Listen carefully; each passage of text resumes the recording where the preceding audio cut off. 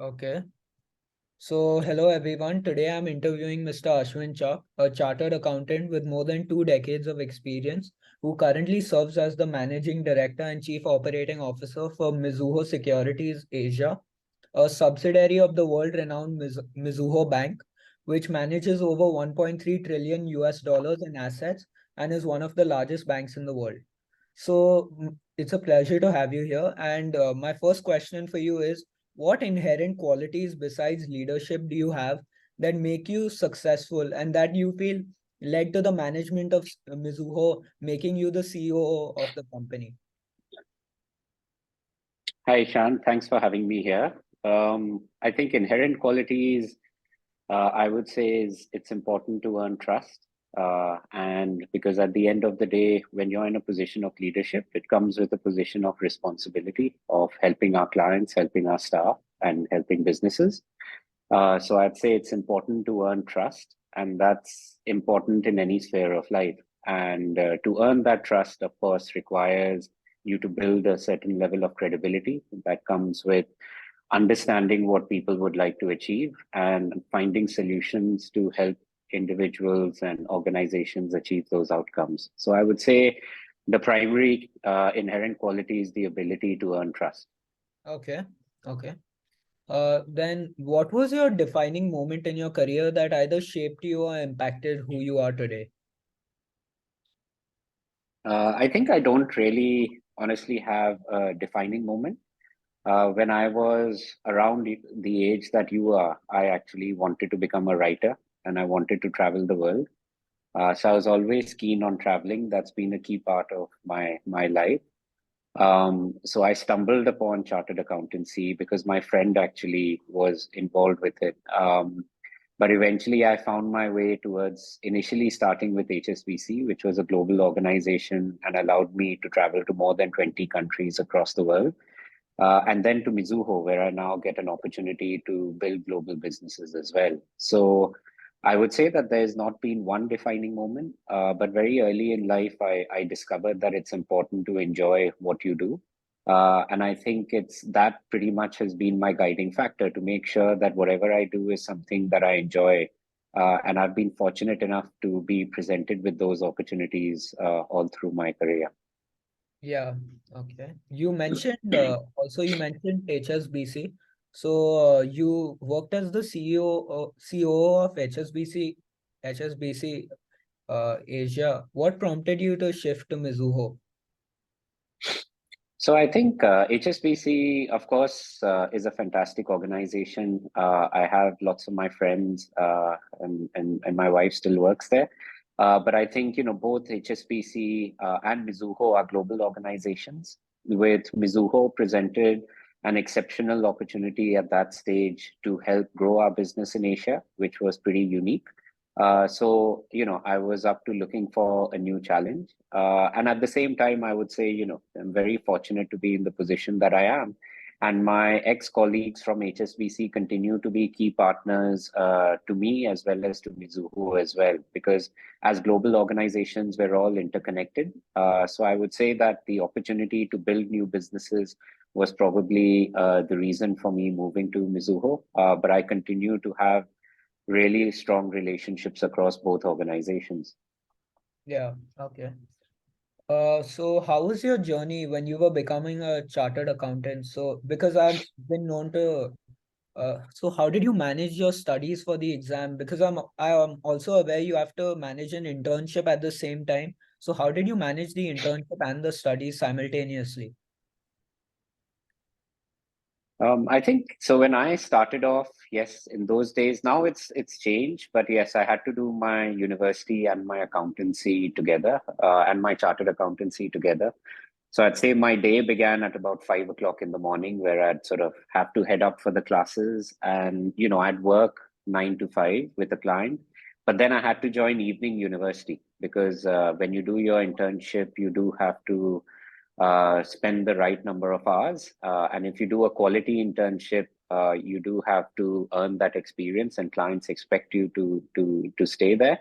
And then in the evening, I had college, which used to go up to probably 8 or half 8. So I'd say that when you look back, it looks like it was a lot of hard work, but when I was there, it was actually pretty good fun. I was very fortunate because I got to practice what I was studying. So when I spoke to my classmates, what they were actually reading in textbooks, I was actually learning on the field. So I'd say, my first experience, for example, we were studying, you may be studying things like management costing, management accounting. But when I was probably 19 or 20, 19 years old, I was actually helping design the management costing for an Indian firm called Shankar Nethralaya, which was India's largest not-for-profit eye care hospital. And that was pretty cool because what people were learning in textbooks, I was actually getting to implement and learn through practical experience. So I would say that it did take a fair amount of discipline. I also stumbled a lot along the way.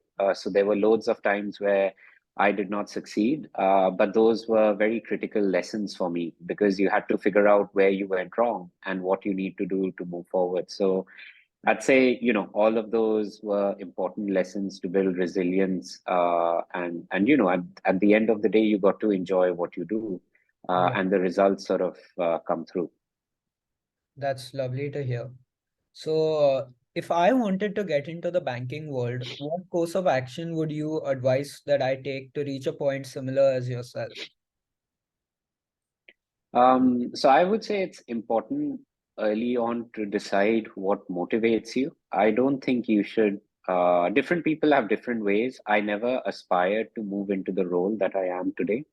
My career has taken different roles in different countries, in slightly in different organizations. But I've been driven by the motivating factor to learn and to enjoy what I do.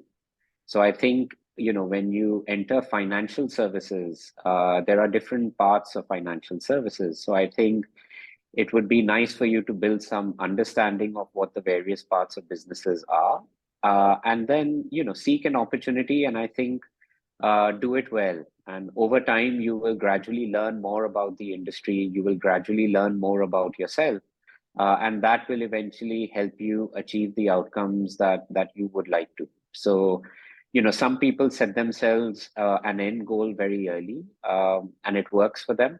I personally have been more guided by what I enjoy doing, and I've sort of let that guide me forward. Okay. Okay, so obviously you are the CEO of Mizuho. So with all the demands of being CEO of Mizuho Securities in Asia, which is a great responsibility, which entails a lot of travel, how do you manage to balance life and your work? So for me, I don't really believe in the balance of life and work, to be fair. I think if you try and articulate it in terms of work and life, it almost looks like a positive and a negative. People almost think that, spending time at work means you're not at the cost of your life. And that to me indicates you're not probably in the right profession that you would like to do. Because when you actually are passionate about what you do and you enjoy what you do, you don't necessarily look at it, you're living your life.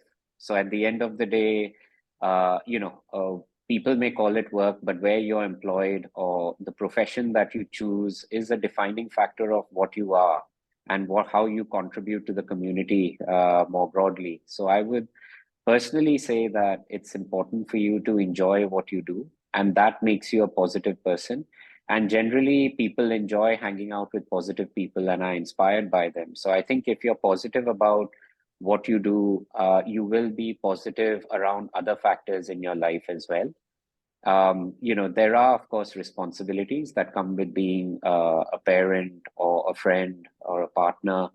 And I think over the course of time, you have to decide, what's most important and try and find what works for you. But I've always looked at, what I do at work to be something I truly enjoy. So it may take a fair amount of time, but I don't call that an imbalance. So I would say, pursue your dreams and pursue what you enjoy doing. And with those positive outcomes, hopefully you have positive outcomes on people around you as well. That's great. So if you had any advice for young entrepreneurs with the goal of managing a business in the future, what would it be? I think it's my advice would be to just if you have an idea, to just go for it. There may be a lot of tendencies for people to sort of spend a lot of time deciding or analyzing, but in my own experience, you got to earn that experience. And when you're starting something off, it's highly likely the form that you start something off may not work. But that doesn't mean it's a bad idea. It probably means you need to better understand, what you're trying to develop and who you're trying to develop for. So it's important to understand your clients, whatever your product is. And that takes a bit of time. So I would always, I have a lot of respect for entrepreneurs. It takes a lot of courage, but it's also important not to be disheartened, Hmm. and to have a couple of people that you trust that can give you the advice. But go for it and remain very positive and believe in yourself. And with that, hopefully, comes the success that you're looking for. Okay. Thanks a lot, Mr. Ashwin. It's been great having you.